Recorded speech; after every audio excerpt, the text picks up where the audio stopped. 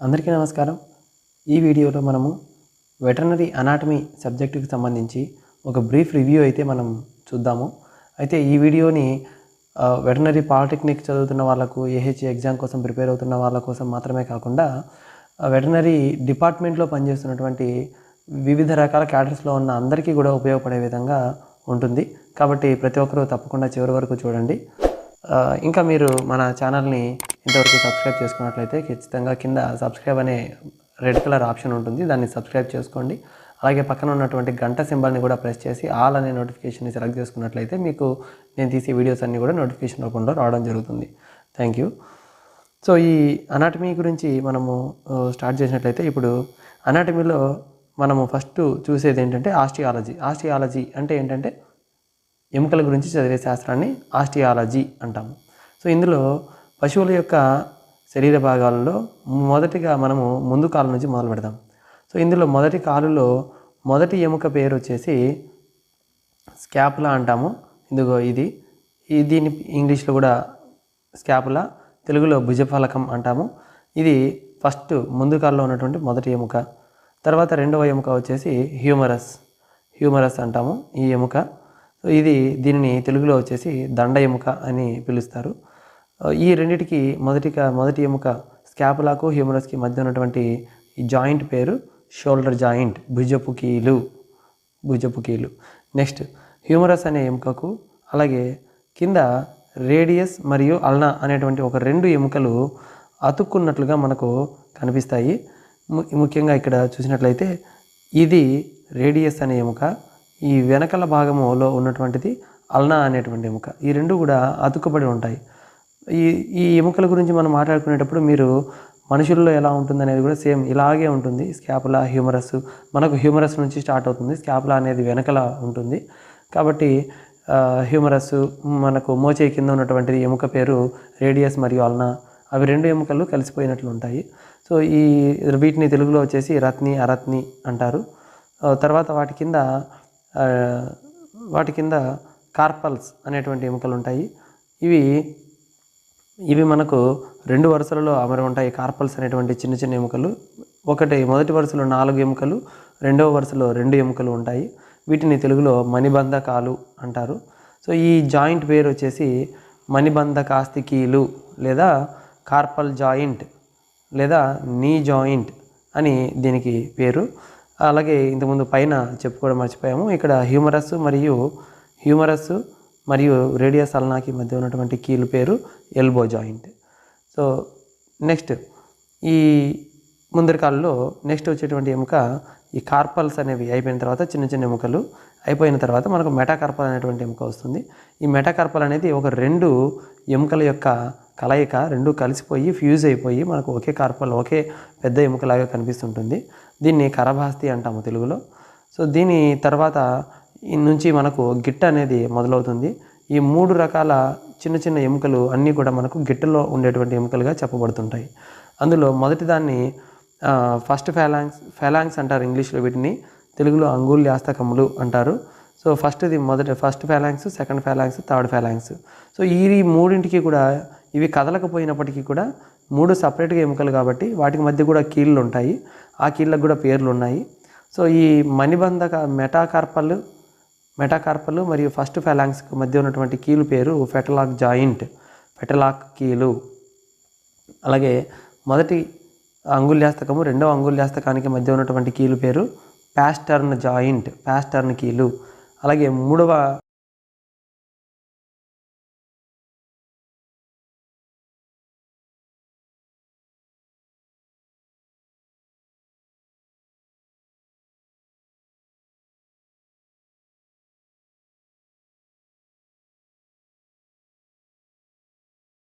తుంటి ఎముక అంటాము. ఈ ఎముకలో 3 ఎముకలు కలిసిపోయి ఒకే ఎముకలాగా మనకు కనిపిస్తూ ఉంటాయి. మొదటిది ఇలియం, తర్వాత ఈ చివరిలో ఉన్నటువంటిది ఇస్కియం, మధ్యలో ఉన్నటువంటి దాన్ని ప్యూబిస్ అని 3 ఎముకలుగా పిలువబడుతుంది. సో ఈ 3 కలిసి మనకు తుంటి ఎముక లేదా హిప్ బోన్ లేదా తుంటి ఎముక అనేటువంటి ఒకే ఎముకలాగా మనకు కనిపించడం జరుగుతుంది. 3 ఎముకలు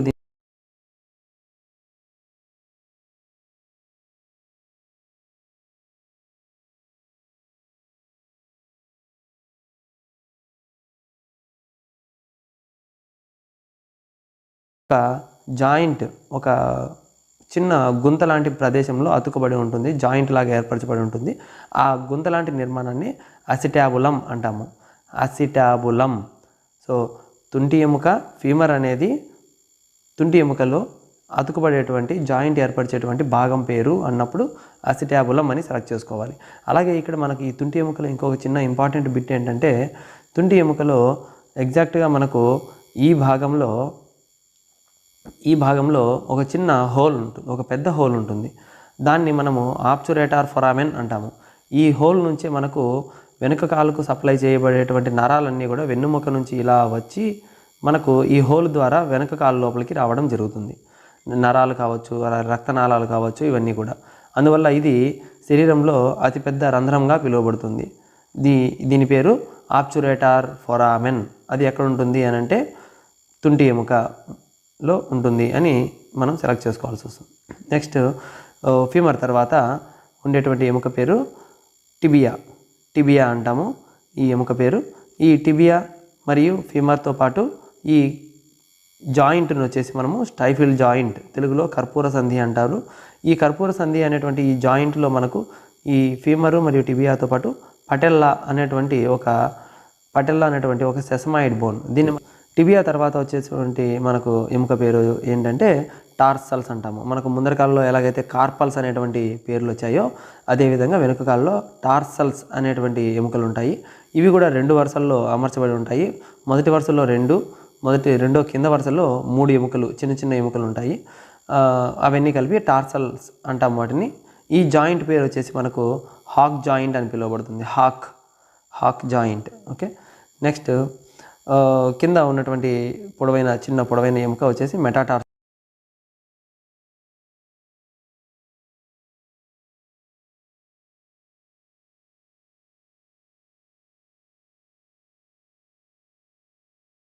ఒక డిజిట్ అంటాము.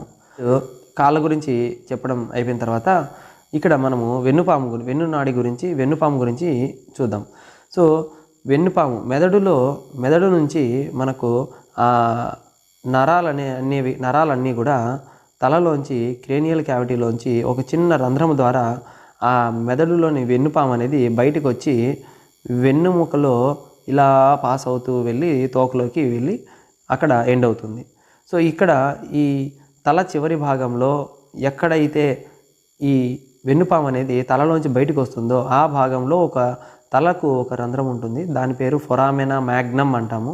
సో అది శరీరంలో 2వ అతిపెద్ద రంధ్రము మరియు తలలో అతిపెద్ద రంధ్రము. దాన్ని ఫొరామెనా మ్యాగ్నమ్ అంటాము.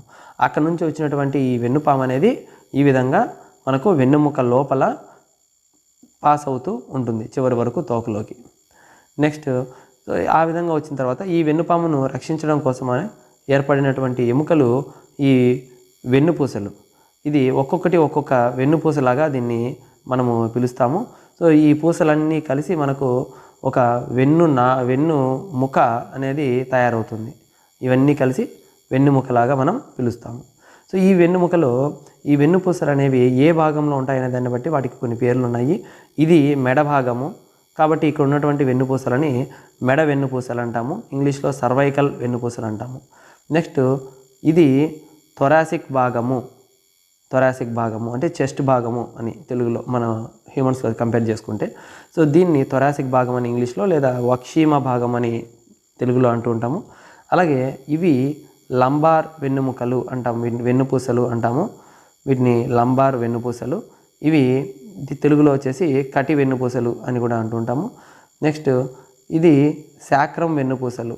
ఈ 5 ఎముకలు ఏవైతే ఉన్నాయో వీటిని శాక్రం వెన్నుపూసలు అంటాము.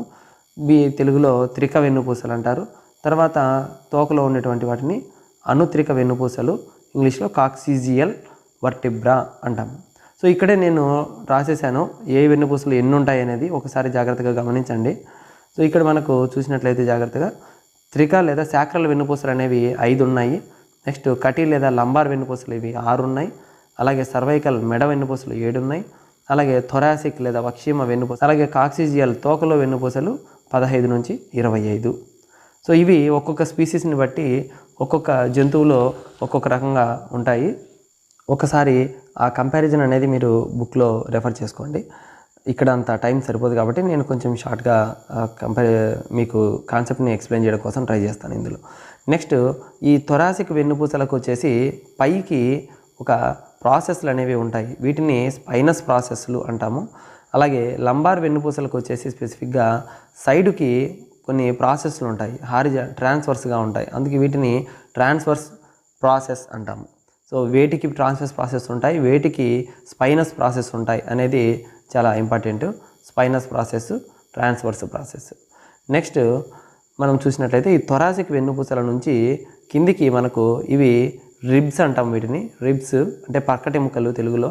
ఈ పక్కటెముకలు అనేవి ఇక్కడ ఉంటాయి. ఈ వెన్నుపూసల నుంచి అవి కింద ఒక ఎముకకు అతుకుబడి ఉంటాయి. ఇది ఎముక కాదు, పూర్తిగా చెప్పాలంటే దీన్ని కార్టిలేజ్, మృదులాస్థి అని అంటాము. తెలుగులో మృదులాస్థి, ఇంగ్లీష్లో కార్టిలేజ్ అంటాము. అంటే అటు పూర్తిగా ఎముకగా కానటువంటి ఎముక, అంత గట్టిగా ఉండదని దీని అర్థం. సో ఇక్కడ మొత్తం 3 వెన్నుపూసలు ఉంటాయి కాబట్టి థొరాసిక్ వెన్నుపూసలు మొత్తం 13 రిబ్స్ అనేవి మనకు ఉండడం జరుగుతుంది ఇందులో. అయితే ఈ 13 రిబ్స్లోనూ మొత్తం అన్నీ కూడా కింద స్టర్నం. సో ఈ ఎముకను స్టర్నం ఎముక అంటాము. సో ఈ స్టర్నం ఎముకకు వచ్చి అతుక్కోవు. అందులో మొదటి 8 ఎముకలు మాత్రమే మనకు స్టర్నంకి అతుకుబడి ఉంటాయి. సో మిగిలిన 5 ఎముకలు అనేవి ఈ పొట్ట కండరాలలో అతుక్కొని అలా మనకు చివరికి వేలాడుతూ కనిపిస్తుంటాయి.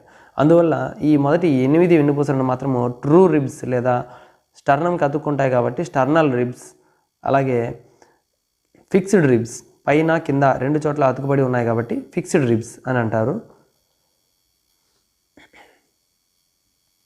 సో మిగిలిన ఈ 5 రిబ్స్ కూడా మనకు ఇలా తేలుతున్నట్లు కనిపిస్తూ ఉంటాయి, కండరాలతో అతుక్కొని ఉంటాయి కాబట్టి వీటిని ఫాల్స్ రిబ్స్ లేదా ఫ్లోటింగ్ రిబ్స్ లేదా falls ribs.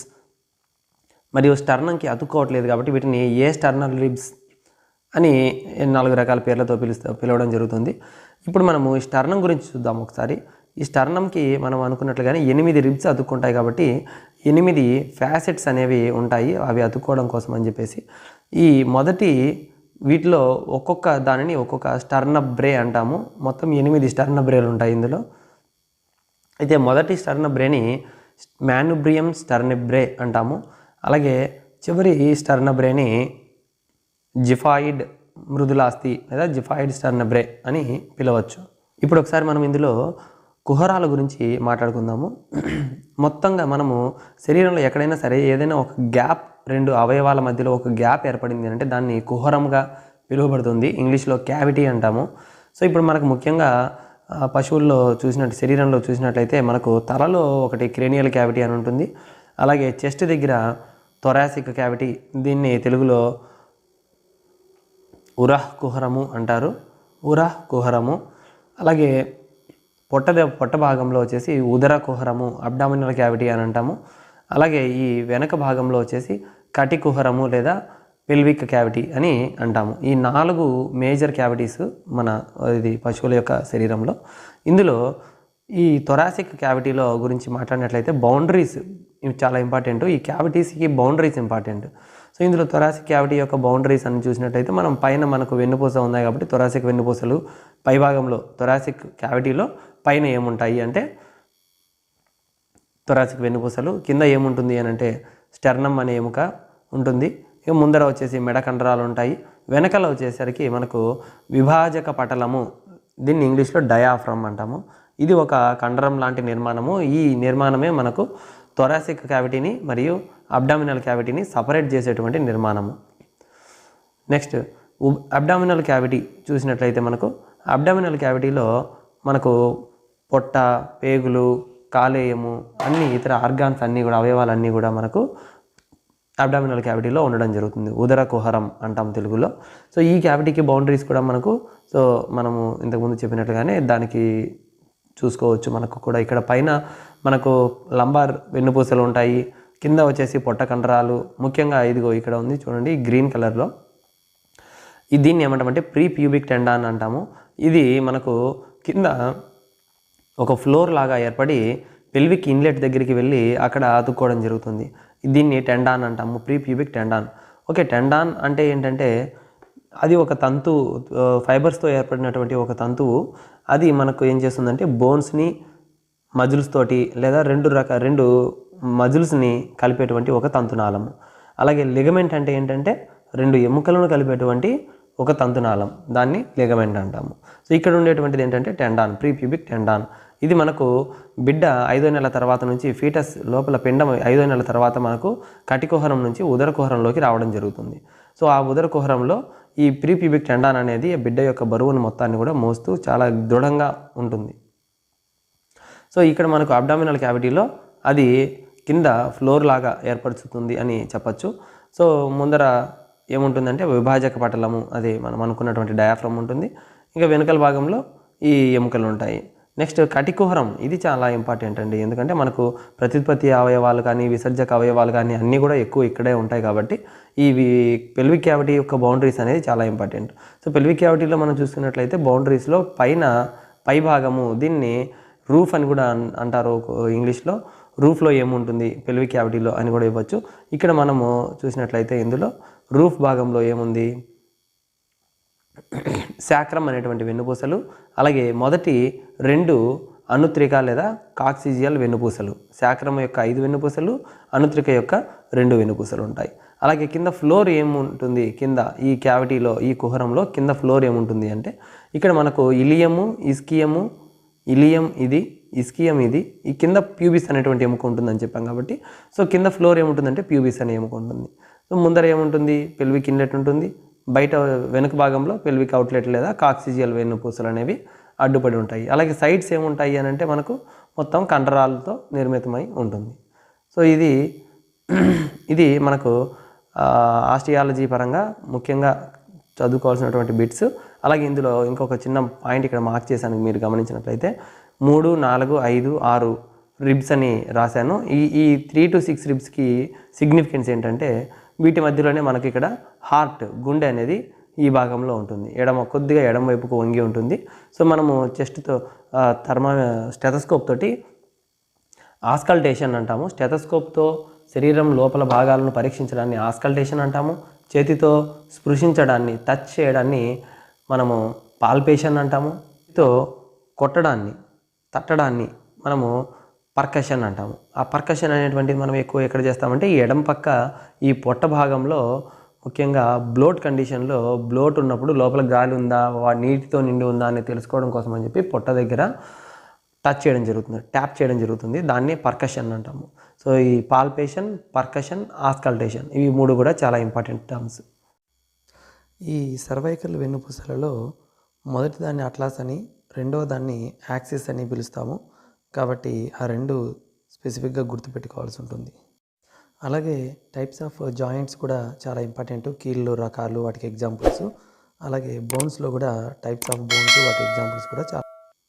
Please like, share and subscribe, and thanks for watching.